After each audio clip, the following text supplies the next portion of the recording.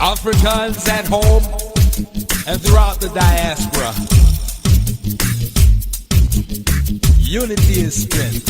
We got the power. Stop the fussing and the fighting. Now's the time to do the right thing. We need more UNITY. Come. Stop the fussing and the fighting. Yeah. Now's the time to do the right thing. In the spirit of Umoja, embrace with love. Let's do it right. Yes, we are going to do it right, but there are some people in the world who are not just doing it right; they're doing it illegally, immorally, unethically, and so we have to rise up, y'all. We have to pay attention, and we have to stay woke. So this is Jamala Rogers, your host of Voices from the Battlefield, and I am glad you are joining us today. We have some special guests, but before we do that, I want to remind you, as you already know, particularly from this last week, that we still have a 34-count felon in the White House who's a pathological liar and guardian of pedophiles. He's a war criminal, and he has taken this world to the brink of disaster. Everything he touches turns to, he thinks it turns to gold, but it's that cheap gold. But, you know, I'm not superstitious, but I do know that the only game the Knicks lost was the one that he attended. So that kind of bad energy kind of follows people sometimes. But we are still in the grips of an illegal war. That's why he's a war criminal. And he's a war criminal also because the first place that they bombed in Iran was a children's school. That's against the Geneva Convention. So we need to know what these folks are doing in our name with our tax dollars. So, you know, when we had the spectacle on the lawn, the UFC, and some people have given that acronym some new meaning. I won't say it on air, but you had a boxing match on the lawn of the White House, which is, you know, partially been destroyed with the West Wing being taken down. And this is another reminder. Our people of African descent, helped to build that place. So it's our house. It's our house because we built it, but it's also our house because we are taxpayers. So we have had nothing to do with any of the decisions that this man has made in our name using our tax dollars. So that's unsustainable, you all. It's unsustainable. So he spent $600 million to change the pool. Change the color of the pool so that it would be in sync with this boxing match. $16 million, and the reason it cost so much because it was a rush job. So these people know that this is a fool, so they probably padded the expenses. But guess what? Now that pool is turning green with algae, and when I see it, family, it reminds me of a swamp. And I say this is exactly a metaphor, just like that tearing down of the West Wing is a metaphor for the destruction that Trump is doing in this country and the world. That wading pool, that reflecting pool turning green with algae is another metaphor. So, you know, there's signs that we are being given, that we need to wake up before this man takes us on over the edge, but we got some work to do.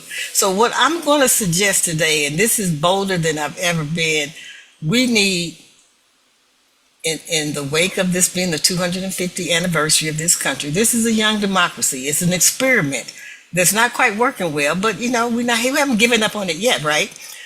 We need to declare that the democracy is on hold because of who's in the White House, and then we need to act accordingly. We do not have a democracy right now, you all. A democracy includes the people. It includes the branches of government. It includes respect and upholding of the Constitution. None of that is happening right now. So we have to admit that we really don't have a democracy.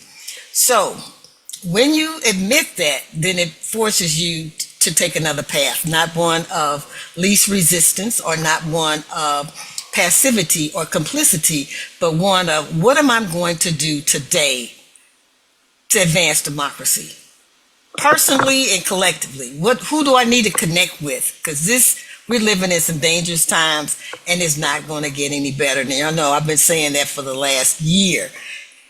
As we approach the midterms, this man is going to get more desperate, and it's going to show up in our communities. So let's just be aware of that. Let's think about what we need to do to counteract that, and let's move like we have some purpose in this life, that we understand what a democracy looks like. And so there's going to be a little change in the way that the format goes today. Usually I do the announcements at the end. I have a special gift for you at the end. So we're going to do announcements now. Not all of them, because one of them is showing up tomorrow. So I do want to announce that. That is it's called Held and Healing. And it is tomorrow at 6 o'clock at the Drip Community Coffee House. And that's over there on Potomac.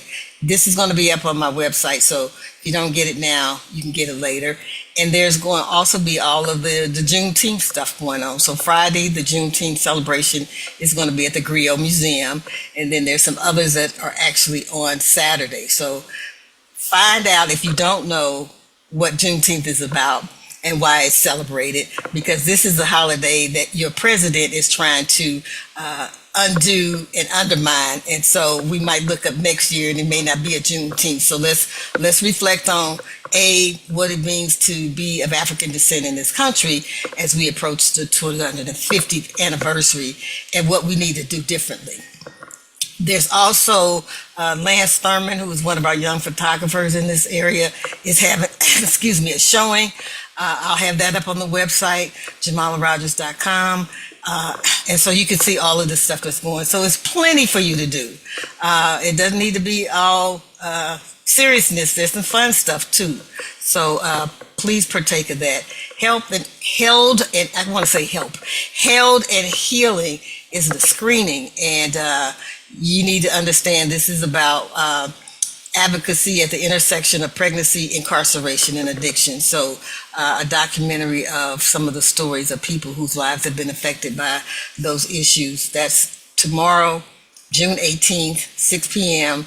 at the Drip Community Coffee House. And that is a female-owned facility. And so we need to support those folks over there. So without further ado, this is the big thing, y'all. This is one of my favorite people who left us much, much too soon. Cora Faith Walker. Every time I think about that name, I just can't help but see her face with a big smile, because people will say her smile lit up a room, but it really did. It really did. That's not just, a trite saying. But Cora left us 4 years ago. She had a condition that was undiagnosed. It was cardiomyopathy. And, when this happens, sometimes this causes us to really delve deeper into some of these medical conditions, because I had not had heard of that. But what I found out is that 85% of the people who have it don't know it, because it's really hard to diagnose. So she literally dropped dead at then Mayor Tashara Jones' birthday party. And so didn't have a chance to say goodbye, didn't have a chance to wrap up what she was doing. She was gone. And so when you leave us like that, it's just, it's hard to, fill that hole. But literally within months, her family and loved ones put together a foundation, the Cora Faith Walker Foundation. And I think that's a testament to how she lived her life and the people that she touched. And so part of that foundation was giving out scholarships, and we have recipients, 2 of them. And there have been 4 in this short time that have received this. And we raised thousands of dollars to make sure that they get what they need. But today we have Kira Kendrick and Caden Gully with us. And they're going to tell us a little bit about them. But welcome to the show, Caden and Kira. Thank you. Thank you so much Thank for having me. And one of the things when I look at y'all, I said, wow, they look so young. I thought Caden was still in high school. Now, I met you, Kira, so I knew that you were in college and about to graduate. But yeah, and so I think about young people and what's going on in our world today and what we need to do for you all. And this show and you all inspired me to write. I do a column for the St. Louis American, and this week, hopefully, it'll show up this week. But I wrote a column about like how we, in some ways, have failed young black people because we've given them rose-colored glasses, but we haven't made the made the forecast for them rosy. And what I mean by that is we can tell you all, be whatever you want in this world. You can be whatever you want in the world, but we didn't equip you to what happens when you come across those landmines and those, obstacles that are based on being black, based on being female, based on being a male, based on being gay. And so sometimes those are setbacks for young people because it's like, wait a minute, I'm doing all that I was told to do. This is what my parents told me to do, work twice as hard, and I will get these things. And then you realize, bam, bam, maybe that's not true. So I'm going to just say for Caden and Kira, just tell us a little bit about you, where you've gone to school, what your major is, and both of you all have very interesting majors. So when you talk about it, I want you to tell us why you chose that particular field and what you hope to do. So Kira, why don't you start first? Okay, well, my name is Kira Kendrick. I am now a senior at Harris Stowe State University. My major is psychology. Now, I've chosen psychology because being that I've been a shy and observant kid my whole life, I found a way to connect to people. I found a way to understand humans more on a more of a deeper mental level. And that's why I chose to major in psychology. I felt that I was really good at connecting with people. And so that's why I chose psychology as my major. And I would have to say, Kira, if you are observant, you also saw that our people are in need of some extra help. And that's Yes. because of the trauma. That's because of, the things that we've had to go through based on racism. And so when you picked that major, what did you hope to accomplish by becoming a psychology major, and what you like to do with that particular skill? What I hoped to accomplish. I feel like like when you speak about racism, it is like more swept under the rug nowadays, and I feel like people have become desensitized to it as if it's like, oh, it's just a thing, like we should just like black people should just get over it. And no, we shouldn't. We're not going to get over that. We'll never get over that as long as it's a problem till this day. How many people fought to be included in so many spaces because of their skin color. And what I hope to accomplish being a psychologist is for people to be more aware of this situation. Yeah, I'm looking forward to see your impact. Caden, what about you? Because you have an interesting field of study, and I'm just curious as what you plan to do with that. Yes. Hello, my name is Caden Gully. I am a, sophomore, going to be a junior next year at Tuskegee University. I am a forestry and wildlife major. And forestry and wildlife major. That's my major for a couple reasons. I love nature. Like my whole life, I've just really been into the outside world and figuring out how things work. An extension of that was my major was originally political science, but I'm at an agriculture school, but I figured out I could basically go into environmental law if I would want to as well through my major. So it kind of worked out hand in hand for me. First off, I love nature, and then I also have the ability to go to law school. Um, the reason I want to go to law school is to kind of create an impact. I recognize I have an opportunity in this world. I'm here. I can enjoy myself, but what type of impact do I want to leave behind in the world? I feel like that's the most important thing that I can do with my life because I have as much time as I have and I can enjoy it, but if I don't leave a lasting impact, then I mean, I can live for myself, but it's better to, in my opinion, leave an impact on the world when I have the That time. that is sounding so much like Core Faith. Yeah. So it's interesting that you chose that, but I'm going to ask you the same question I asked Kira, and that is, as you're looking around, you are seeing the policies and laws that are impacting, and even people, corporations in particular, their practices on our environment, and particularly um, on our air, water, and so I Yeah. guess you can't help but say, okay, this if we don't save our planet, whether we are sane human beings that Kira is trying to create, that we are sane and responsible, we won't have a planet to enjoy. Yeah. I can speak to that a little bit. Being honest, you spoke about how America was is an experiment, and it really is. I think to a point, this is the point that we're at is just kind of ends kind of meeting. For example, we've never been necessarily a country that has cared too much about the native population or anything. That's not, I guess, rich white people, but because of that, this is kind of where it ends meet. We have someone in office who is like a really terrible person, but that's just kind of because of the social situation within America that allowed for that to happen. And same thing when it comes to, I guess, my major, my major and nature in general. It's just we not necessarily cared about the environment for so long or cared about anything that wasn't necessarily making profit quotas that the these situations that are coming up, for example, like forest fires in California and all this like destruction is just kind of happening because it was kind of foretold to because of our country's lack of concern about things. Absolutely. And even now, a lot of the struggles that people concerned about the environment did in the 60s and 70s.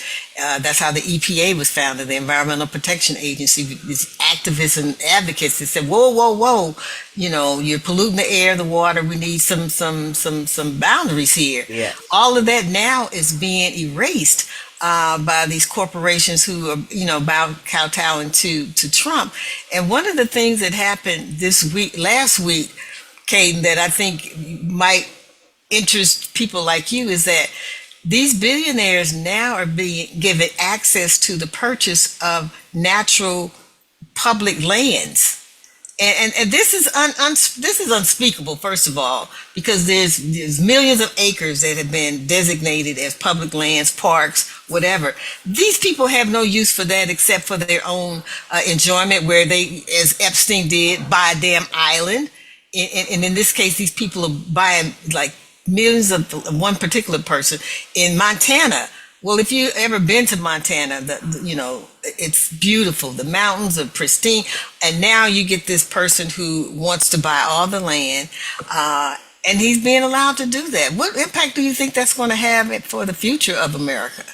I think it's unfortunate to say that it really does have a big impact because the natural environment, if it's not being protected or in the hands of like someone who like actively cares on protecting it, it's gonna get trotted over.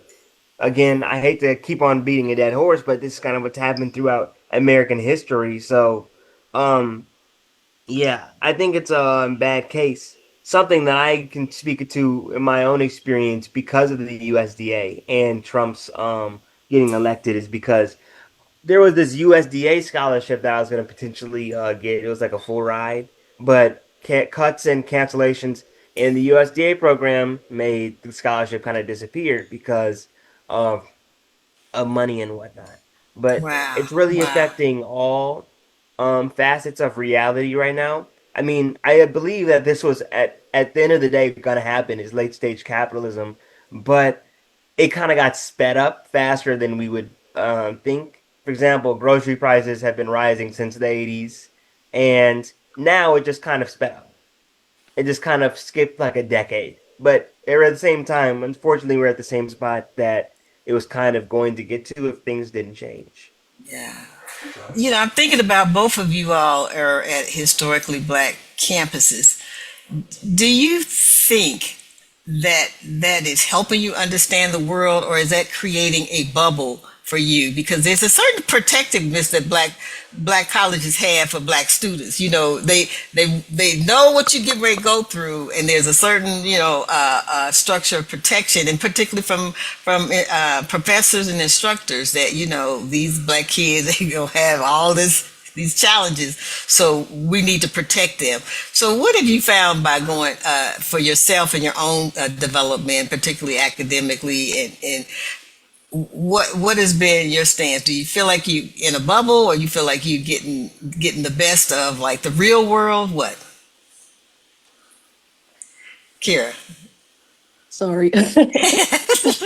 I I kind of feel both, if that makes sense, because mainly I feel like I got that protecting this from a few professors that I had throughout my college career. Like I could literally count on my fingers, but I wouldn't say that the whole college really, embrace every student from the impact. Um I feel like my school focuses on certain students that are involved in certain clubs and organizations instead of students that mainly want to focus on their academics. So I feel like I'm in but I'm out, like I'm in a bubble but I'm not, because I did have professors that protected me, that really cared. But I wouldn't say that for the whole college. Like I feel that even if there are students uh that are just focusing on their academics, that should make them be that should have them be successful enough. I don't feel like they should be a part of something just to get forward in life. Yeah. So yeah, I'm kind of in and out with my Okay. school. So yeah. But I'm wondering, because you go to Harris Stowe, that didn't have the same trajectory as a lot of the other historically black campuses. It was a hybrid. It came later to be a HBCU. So in the case of Caden, Tuskegee was one from the very beginning. So how would you answer this question, Caden?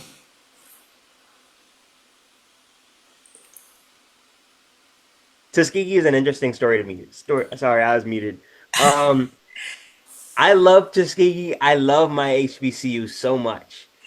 And to speak to the point of, I guess, the questions that have been posed, I feel like it's best posed by saying there's every type of black person at a HBCU. What I mean by that is you get love, you get hate, you get like very liberal and radical, and you get conservative. Unfortunately, my school is kind of more on the conservative side, but I still love my HBCU. We're a military school. Um, and based off of I find a little bit of hypocrisy in that based off of the state of the world that we are in. At a time it did serve a purpose though. For example, World War II and the Red Tails.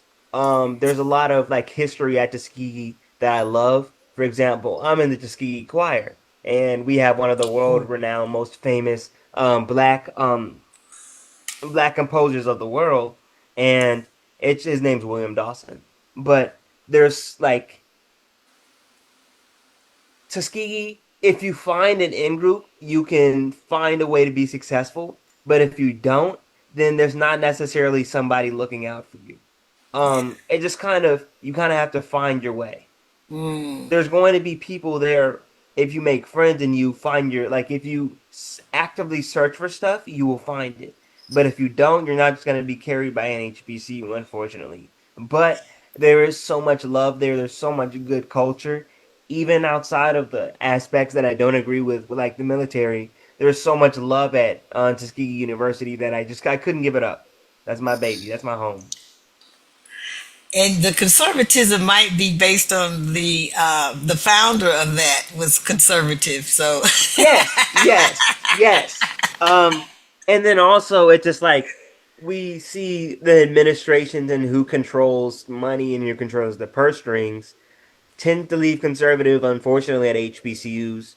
And the U.S. government wants to figure out how to get more black people in their army program, Tuskegee. So yeah, there's a lot of things here at my school, but there's a lot of as many problems as there are. It's just as beautiful. So I yeah. love it. And I'm thinking as you both are talking that the universities, particularly the HBCUs, have not been immune to the politics of today. And we see that there's very much attacks on the funding. And even within the school departments, people are a little hesitant about saying different things. DEI programs have been cut. Hmm. So people are moving more to the right and being more conservative, of fear of if they are perceived as being too radical or too pro-black, then something bad is going to happen to the funding. And so that's very unfortunate because I've seen a lot of programs be cut in the time during the MAGA period, and even some Black Studies departments are being cut, and so that's very unfortunate. I'm thinking as you all are talking about more about Cora Faith Walker, and you all. My first question is: did you know Cora Faith Walker before you applied for the scholarship? No. Okay, what I about you, Caden? I did. I've heard of her name before because my mom's like involved in social work, but I have not. I did not know too much about her. And I'm only asking that not to put you on the spot because I know that when young people are looking for scholarship money, they got a list of stuff, and then somebody says, "Hey, I think you are good for this. Why don't you apply for it?" But other than that, you like, "Here's my laundry list. I'm gonna just go and apply and see what I get." But I think one of the things that's pretty amazing about the two of you all is that you fit the core Faith Walker mold, and so what was it like for you to learn about who she is? Because when both of you all are talking, we're talking about like policies that negatively impact families and working people. She was a policy wonk. Wherever she was, whether it was a state representative, whether it was working as a policy director for executive director Sam Page, it was always about policy. What policies are in place that are helping or hurting people in my community? And so when I hear about your career possibilities, how do you see that fitting in with the vision of Core Faith Walker? For me, like from speaking with Miss Drew and learning about her daughter, I could tell that she was very serious about her cause. Like she did not play, and that's how I am. That's how I move with everything. That's how I move with wanting to be a psychologist. Um, she basically inspired me when I heard about the things that she did, and I never knew who she was. Um, I mean, I'm sorry, I'm a little nervous, but No, you're good. And I would say, Kira, while you trying to close that thought, that if you have met the parents of Core Faith Walker, and do you understand why she was all about family and all about making sure families get what they need? And um, you've had a chance to really interact with the Drews, Ed and yes, Robin, and so I think for you it's more real. yes. Yeah. So finish your thought. I thought I'd throw that in there because family was really important to Cora. Yes, and family is important to me. Even in the aspect of just like even if it's like outside support, I feel like those people are just as much as family as your blood is, because that's what the Drews became to me. They became a family to me because of the support that they've given me since I started college. So I'm sorry, I'm trying to get my words No, together. that's okay. I'm gonna go to That's Caden and okay. let him answer that question. Can you hear me? Yes. Okay. To speak on family with Cora Faith Walker, something that I recognized immediately was kind of the family dynamic within the people who have the scholarship. Is when I originally got the scholarship, like all the past people who've got the scholarship and me kind of met together in the same room. We had a dinner and we just kind of had a good time. We're able to just like enjoy ourselves as a family and as a group and be there to support one another. And that was a great experience to kind of have that type of connection. Even if it's not necessarily we don't talk all the time, but it's just like this connection is here, this family is here. And I really appreciated that. Um, Even more so, Miss Drew, I could speak for even in times in college when I didn't believe in myself, she believed it. She kind of had that, she was a very strong backbone in kind of my whole time being so in college so far, and I really am appreciative of that. And I see that inspiration from her and in Cora, and I'm really happy that I'm a part of this because it's beautiful to see this family. Yeah.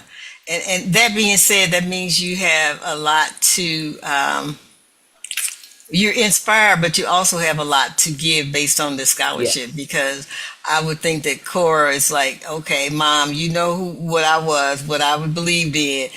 Select the folks that is going to carry on that legacy, and the wonderful young people that I met do really connect with that vision that Cora had. Mhm. So you all are doing good and standing on her shoulders. I do want to talk a little bit about what the foundation has done. So if you're just joining us, we are talking about the legacy of Cora Faith Walker. Some of you knew her as the state representative, always an advocate for women, always an advocate for families, always an advocate for health. And that's how she ended up being the policy director for St. Louis County Executive Sam Page, which is where she was working at the time of her untimely death. But always, there was no doubt in your mind what her values were, why she was advocating, and who she was advocating for. And so I think when you have that kind of clarity of purpose, then either you attract people who feel likewise, and you also repel the other people who that's not what their vision and values are. And so when you talk about Cora being very open and welcoming, she certainly knew who the enemies of those of our community were, and she had, as you said, Kira, she had no temperament for those people. And so yeah, I think, when the foundation is still very young, 4 years old this year, but have done so much. And, you know, one of the things that's very interesting is that not only is there scholarships being given, but there are services now available for mental health and other kinds of services. Uh, the and I'm reading now based on what I want to make sure get it all in. But the foundation has connected with the Ferguson Youth Initiative, Black Male Scholars, the Kids Coat Draft for the winter, the CC House supporting unhoused, Nurses for Newborn. So the overarching thing when you hear that is that it's about policies. It's about improving the quality of life for children, women, and youth in this country and in this community. And so yesterday was the 50th anniversary of the Sharpsville massacre. You all weren't even born. You weren't even a twinkle in your parents' eyes, because that was in 1976. But it was young people who had played a pivotal role in the struggle against apartheid in South Africa. These school children refused to learn the South African language, which was being imposed on them. and they rebelled. And part of their protest, during a protest, the South African army fired upon these school kids, and two of them died, and one of them was Hector Peterson. And there was an iconic photo of one of the older school kids literally carrying the dead body of Hector, and that went viral even before we had the internet, and people got so upset about that. But it was young people, and we've seen this over and over again. It was young people in the South who helped integrate the schools. It was young people in SNCC who said, we make sure people get voted. So we know that young people, their energy, their vision, their vitality has been important to any struggle for human rights. How do you see young people in this country who seem to, many people criticize them for being distracted, self-centered, and some of that is the way they've been socialized in this last, couple of decades. But clearly, some young people see and accept their assignment about improving the lives, not just their own, not just, making myself rich and getting a good job so I can do X, Y, and Z, but really understanding their place in helping transform the society that we live in. So how would you respond to the charge, the challenge of young people in today's society? I can speak to that a little bit. It's a great question. Honestly, I feel like it's a very mixed bag. I personally have like a background in social justice and stuff like that, but I know that everyone else doesn't. I've been raised on that because my mom does things within the social justice field. She works for a company called Generate Health. Um, and I recognize a lot of people in my generation don't necessarily have that same ambition, although saying that there are just as many people that do. I've met just as many people who are radical as me, and more people who are even more as I met that aren't necessarily interested. I think there's an interesting dichotomy because I have this roommate in college, and he's not into politics whatsoever. He's not into anything. But stuff has been getting so crazy recently. He's just like, "What? What is going on?" Right. Yeah. It just and I feel like that's been a push because things have been getting so bad recently. But it also comes with education. My generation is ironically the most educated generation so far in America, even with all the problems that we do have. And because of that, it has led us to become more generally left wing and liberal. And that kind of informs our decision making and our policies that we want pushed and things that we strive for. Even though in the world of social media, it's very easy to get like in your own bubble and so focused on yourself. I fall towards this sometimes, but I still have that core of social justice at my core. So I feel like in my generation, it's a really mixed bag whether people are really interested or not. So to speak to that. Yeah. Kira, what would you say are the challenges for young people today? How they can really be a change agent? I also feel like it's a education thing because yeah, I do feel that a lot is changing, like with the grocery prices, the police brutality, the ICE situation, the gas prices. That is causing like some of my generation to open their eyes and want to educate themselves more. But it I feel like it's gonna take more than what they see on Yeah. like the media a lot because we are on social media, but it's gonna take more than that to get the information on politics at all. Like they will have to do more research instead of listening to other people's opinions on something so they able to form their own. But Well, yeah, I hear you. Because one of the things I've heard from young people, because I still do a lot of work with youth and young adults, is the ones who are going off to college. Some of them get this message from parents: do not go up there getting involved in that black stuff. You there to get your education and come back home and get you a good job. So you laughing, Kate. I hear this Ooh, frequently from, and they're asking me like, how should I deal with that? Because I know that I want to be involved in other things. Like there's all kind of social justice committees on campus. Usually a Black Student Association, and they want to be involved because, Kira, to your point, that's how they're going to get more information about the world that they're getting ready to like inherit. And so I do, but the other part of that, I understand why parents are saying that. I understand my own parent who was like, when they saw me involved in Black Student Association taking over administration buildings, is like, oh, my child, my baby, I didn't send it to that to do that. But at the same time, somebody has to do this work. And yes, I somebody, yes, yes they so do. yeah, and so it's gonna be. And sometimes we know when we've been chosen. Like I've been thinking and doing this for a very long time, and my mom probably knew when I went off to school that I was gonna be involved in something, and all she could do is pray for my safety. But we cannot, and I've told parents this, and I've tell young people this. We have to provide safety for our children to be politicized. I don't see any way around it.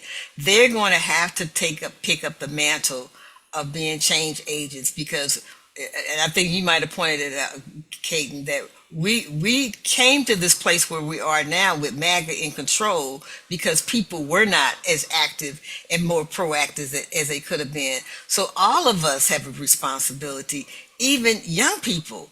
And so how do we keep them safe, but at the same time guiding them to be transformative beings and responsible beings when the world is crumbling around them? That's that's really interesting right there.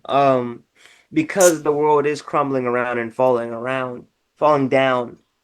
How do you kind of find that middle ground between safety but also trying to stand up for something? From my experience, it's been really interesting because parents want what's I guess what happened, what worked for them. For example, the American dream. You go to college, you get a job, and you're good. That don't work. It hasn't worked, and it's definitely not working anymore. Right. Um, but because of that, it breeds kind of a conservative ideology of just like, okay, you do this and you're gonna be good and you're gonna be fine. My brother, he got a nuclear engineering degree in with energy, working with energy, and he hasn't been able to find a job for about a year now because the government has been shutting down so many different programs. But it kind of speaks to how that lifestyle's not necessarily working. So as younger people, we have to do something to fight back. Um, every this whole conversation, I've been thinking about this Tupac quote. He said, you don't hear any loudmouth 30-year-old people. Everyone who's like younger, you hear them speaking out and you hear them trying to push for things that are really important in the world. Um, and I feel like to some extent there kind of has to be that generational let go of, okay, we kind of need to pass the mantle to these younger people because even if we don't agree, there that still needs to happen because there's some new ideas that need to be passed and they're going to be carrying this up and picking this up. So I think that's kind of something that needs to happen a little more. Unfortunately, we don't necessarily, as a generation, have a defined direction. I feel like a lot of stuff is decentralized now, and when it was back Mm, in the civil rights movement, stuff was a lot more centralized, and it was easier to find a way to get involved, even though social media has expanded a lot of people's. It allows you to see everything, but that yeah. also creates a kind of blindness Mm, because since you can see everything, you have to sort through everything as well. yeah. Yeah. So And that could be overwhelming. it is. And Yeah. also the social media platforms are controlled by the people in power. So you're not going to be hearing the sorts of things that would be pushing the mantle to get people involved. So I it's think Kira said complicated. that's she wants to speak to that. Go ahead. That's a Yeah. amen. Yeah, so to piggyback off of what he said, I do feel like our parents' generation, like we are just expected to just get a job or go to school, get a job, and then we're fine. And yeah, that's unrealistic right now because of the programs that is being taken away, and just like what Kaden said about, yeah, like these social media platforms are owned by the higher ups, and when the young people are speaking out about these things, you're not gonna see that on your For You page. That is not even gonna come across your algorithm. They gonna shove that down and show some crap in your face. I'm seeing Trump doing this, Trump doing that, Trump going to the Knicks game, like you said. Like, that's not important. That's not what we want to see. Yeah, when Caden was talking about his brother, that's one of the reasons I started thinking more about this radio show and wrote the column, because I'm hearing more and more young people who did the right thing are in quite a bit of debt for doing that, for going to college, and now they can't find a job.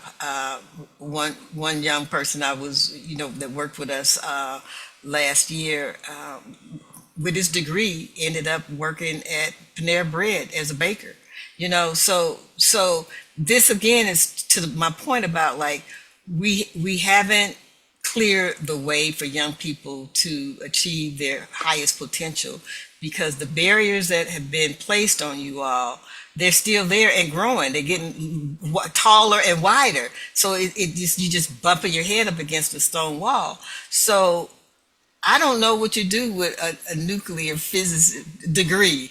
I think that's so unfair. I mean, Right. these tech jobs, want you to come in and do this and that and the other, but now with AI and a more automation, which we haven't even prepared our young people for. Like, you might want to be rethinking that career that you've been so obsessed with since the age of 5, because the world has changed.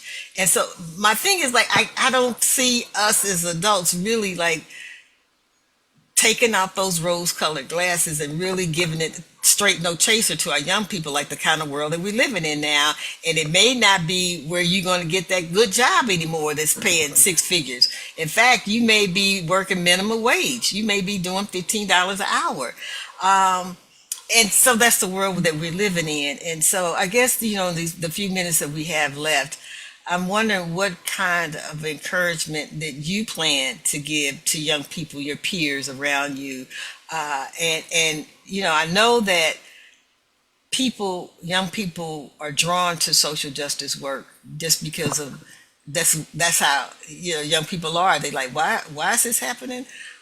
Who decided that? Why come I can't go there? And why come I can't? So they're full of questions at a certain point. But then I think, Kate, you might mention over a certain point, you keep just getting dumbed down. Like, that's not for you. That's not what you need to be doing. You need to be over here, over there, and completely crushing people's dreams.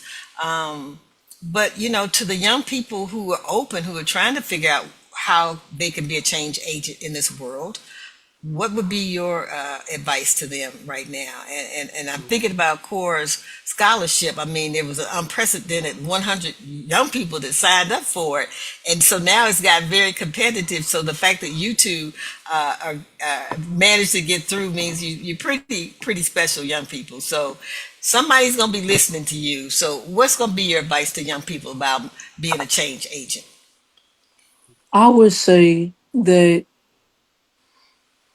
they young people now should definitely go with their beliefs and go with what they believe in, because like how you talked about how we have to feel safe with the politics and everything that's going on in the world. We, as the young generation, we got to be that safety net for the other younger ones that come under us to be able to make a change. We got to let them know that it's possible to happen, and it has to actually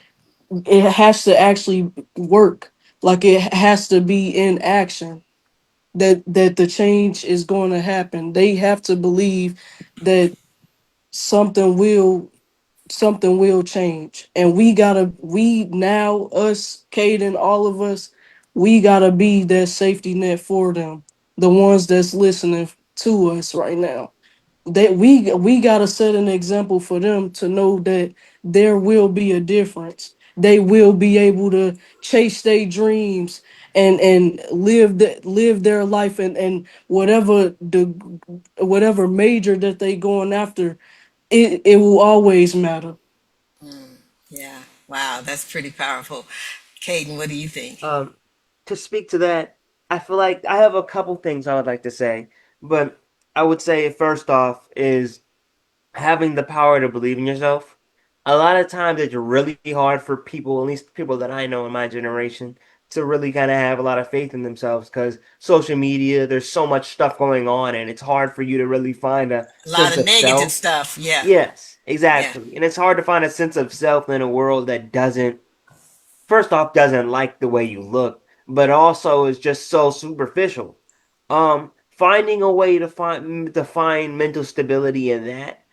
For example, I started meditating for like 10 minutes a day. That's been helpful for me. And I never thought I would actually meditate, but it's been something that I recognize helps me. Um, just find a way to get your mind right. That's kind of that's one of the things I would say. The other thing is I would say is if if you're not actively doing something, it's not going to get done. And my time in school, I've recognized I could hey try to join this event tomorrow.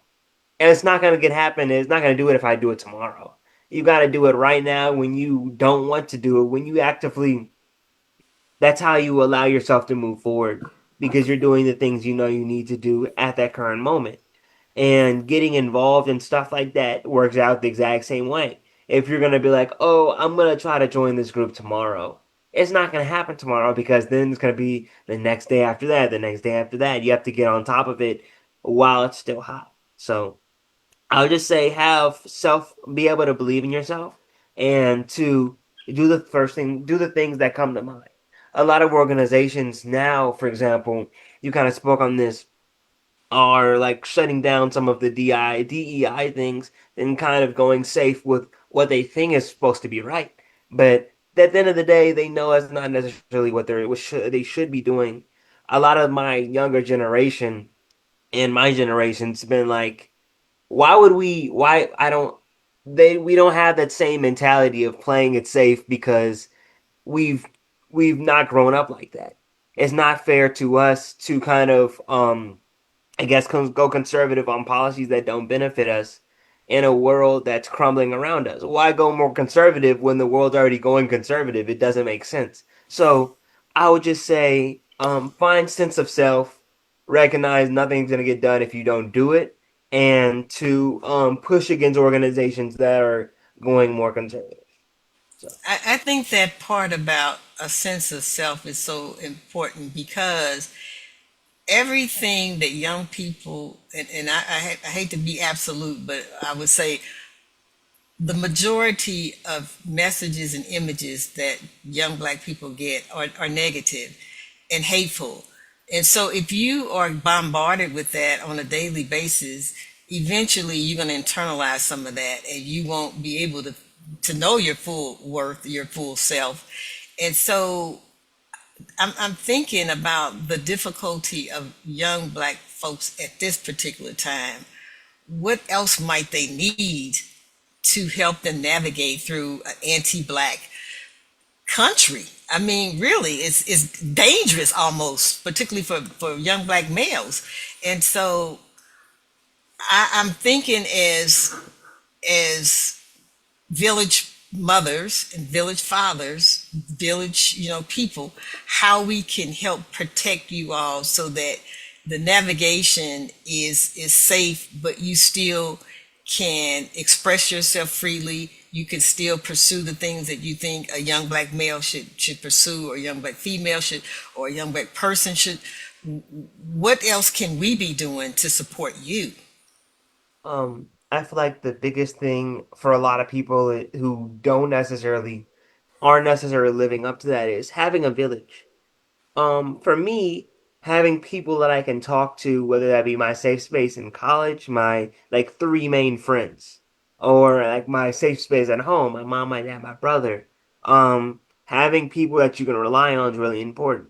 And I know that a lot of people don't necessarily have that because social media and also the environment that we live in, a lot of black children don't necessarily have fathers or that parental structure that's strong. I would say just reach out to people who are like me, don't necessarily have that community, and try to bring them a part of the community. So I feel like that's the best thing you can really do. And Kara, what advice do you give to the village adults to support you? I feel that we I feel for the adults to support me. It really does have to be like a huge like support on my life. Like I have to have a village too. Like we have to have a village. Like I feel that we should be taught about these things early on in our lives about how it is to be black in America. Like express these struggles and what we gonna deal with when we are coming up, when guys are raising us, so that we like that young black kid that's getting pulled over don't get shot for Mm, nothing. right. Like I feel that we should be taught this early on instead of us just going out in the world not knowing nothing. Mm. So I do feel like that the village need to be more uh just more realistic about how the world is, and that way I feel that we will grow up to be we I feel that we'll be able to grow up to be able Well, to first of all, live. you'll be able to grow up. You'll be Yeah, Yeah. alive to yeah, grow up. yeah, Yeah. allowed to grow up in this crazy world. Yeah. So yes. So young people, you all have your assignment. Adults in the village, we have ours. You have heard it from the two recipients of the Cora Faith Walker Scholarship, and they have done it very eloquently. So I thank you all for joining us. Thank you for sharing. If people want to know more about the Core Faith Walker Scholarship, they can go to that website by the same name. It's in the foundation. And we are going to close out with a song called Dance Wide. And I think that's an appropriate title for a song dedicated to Core Faith because, part of dancing is not just physically, it's also spiritually and intellectually. And Cora danced wide, and she touched a lot of people. So let's leave out with that and be inspired. Again, I hope I can get this going. It is with sincere humbleness that I present the song Dance Wide. Chorus. It is an honor to have helped to write this with Jeff Wood and Bill Stumpa. It is a song that pays tribute to the memory of Cora Faith Walker. She was, and her spirit is, one that captures the full embrace of life itself. She was a force of change, compassion, and human rights as a Missouri State Representative and the Policy Director for St. Louis County.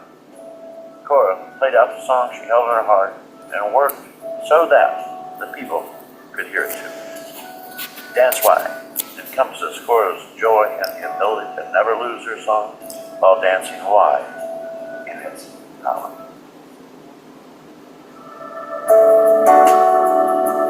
A lot of my focus has been on trying to eliminate disparities and really advance and promote justice and equity in health.